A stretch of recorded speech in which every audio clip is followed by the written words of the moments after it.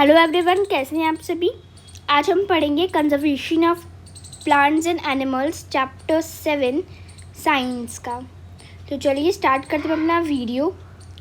तो इस चैप्टर में जो टॉपिक्स हैं वो हैं deforestation, consequences of deforestation, conservation of forest and wild life, national park, wild life sanctuary, biosphere reserve, flora and fauna, endemic species, red data book, migration, recycling of paper and reforestation। ये सब topics इस chapter के अंदर हैं। तो चलिए start करते हैं अपना वीडियो। तो व्हाट इज़ डिफॉरेस्टेशन? डिफॉरेस्टेशन होता क्या है? Deforestation means clearing of forest and using that for other purposes. What is deforestation? Clearing of forest and using that for other purposes. Forest को क्लीन कर देना, जितने भी ट्रीज हैं उनको कट कर देना एंड फिर उन्हें किसी यूज़ के किसी अदर यूज़ के लिए, अदर पर्पस के लिए यूज़ कर लेना, वो क्या कहलाता है? डिफॉरेस्टेशन। तो purposes for using deforestation purposes for using trees, क्या क्या पर्पसेस होते हैं ट्रीज़ को यूज़ करने के लिए? Procuring land for cultivation, building houses and factories, making furniture or using wood as a fuel or for making paper. So uses क्या होते हैं ट्रीज़ को बनाने के लिए? हम क्या करते हैं, ट्रीज़ के वहाँ का लैंड क्लियर किया, फॉरेस्ट का लैंड क्लियर किया और हम उधर क्या करेंगे, उधर कल्टीवेशन कर सकते हैं। फिर हम उधर हाउसेस, फैक्ट्रीज ये बना देते हैं। वुड को कट करते हैं हम फर्नीचर बनाने के लिए और वुड को फ्यूल की तरह यूज़ कर लेते हैं। या फिर पेपर बनाते हैं, ट्रीज से हम पेपर भी बनाते ही हैं। तो वो सब। अब नेक्स्ट जो हमारा टॉपिक है वो है consequences of deforestation. So consequences क्या होता है डिफॉरेस्टेशन के? Increase the temperature and pollution level on the earth. जो टेम्परेचर है और जो पोल्यूशन का लेवल है वो अर्थ पे क्या है, बढ़ गया है।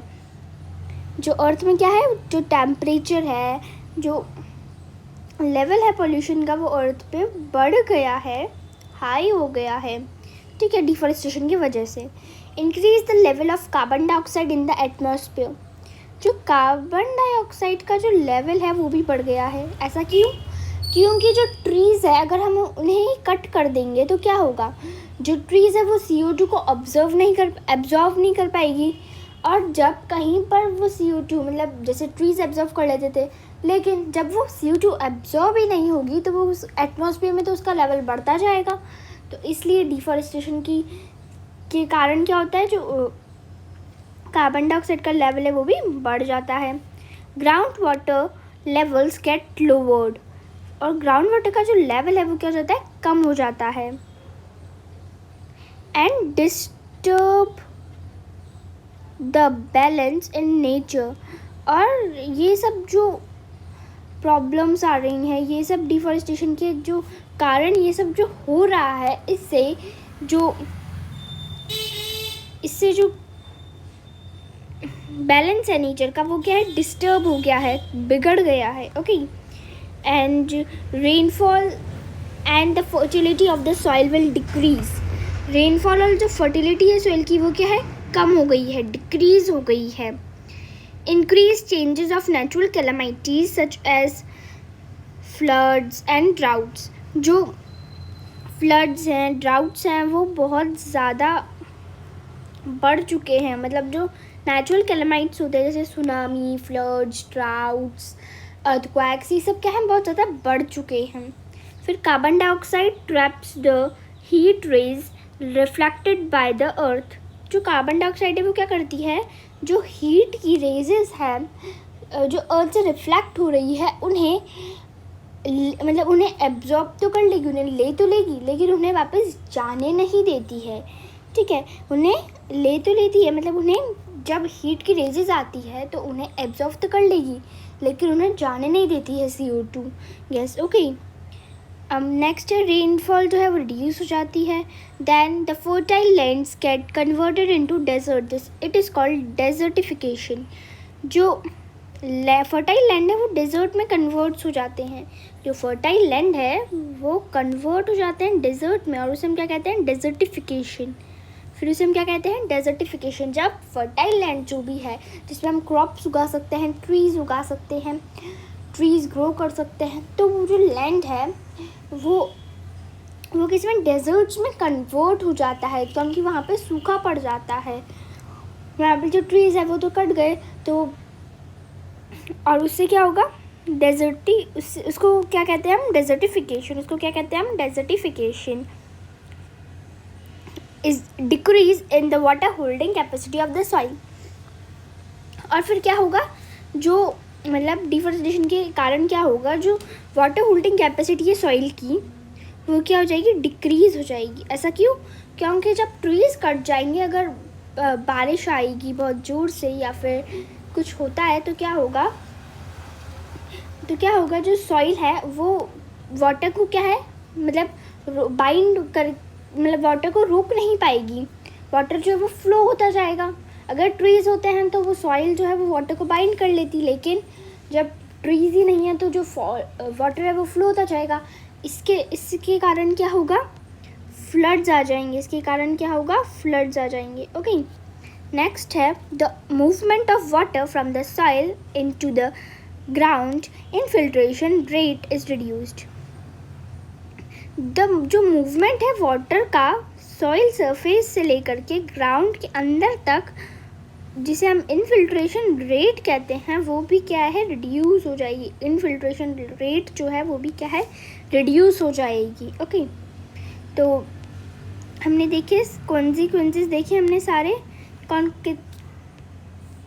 कॉन्सिक्वेंसेस देखे कि जो पॉल्यूशन का लेवल है, कार्बन डाइऑक्साइड का लेवल है, और जो टेम्परेचर है वो तीनों बढ़ जाएंगे. Ground water, rainfall and fertility of the soil, and water holding capacity of the soil, and the water from the soil surface into the ground, infiltration rate, ये सब क्या है, सब रिड्यूस हो जाएंगी. और जो फर्टाइल लैंड्स हैं वो डेजर्ट में कन्वर्ट हो जाएंगे, और उसे हम क्या कहेंगे, डेजर्टिफिकेशन. और क्या होगा, जो नेचुरल कैलेमाइट्स है वो क्या है, वो भी बढ़ जाएंगे.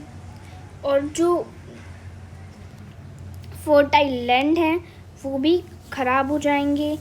फिर मतलब वो भी डेजर्ट में कन्वर्ट हो जाएंगे, और डेजर्टिफिकेशन कहेंगे हम उसे. फिर जो carbon dioxide traps the heat, जो कार्बन डाइऑक्साइड वो क्या करती है, ट्रैप कर लेती है हीट रेजेस को, जो कि अर्थ से रिफ्लेक्ट होती है उन्हें. ठीक है, नेक्स्ट टॉपिक देखते हैं जो है conservation of forest and wild life.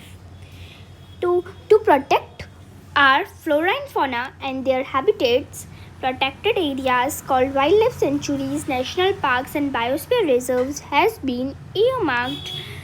Plantation, cultivation, grazing, felling trees, hunting and poaching are prohibited there.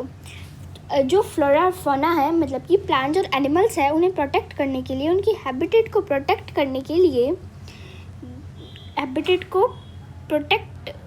उनकी हैबिटेट्स को प्रोटेक्ट करके रखने के लिए कुछ प्रोटेक्टेड एरियाज़ बनाए गए हैं एनिमल्स और प्लांट्स के लिए. वो कौन कौन से हैं, wild life sanctuary, national parks और बायोस्फीयर रिजर्व्स. ये सब एनिमल्स और प्लांट्स के लिए ये जो एरियाज़ हैं वो बनाए गए हैं, जहाँ पे प्लांटेशन कर सकते हैं, cultivation, grazing, felling trees, hunting, poaching, वहाँ पर क्या है, कर सकते हैं ये सब वर्क्स.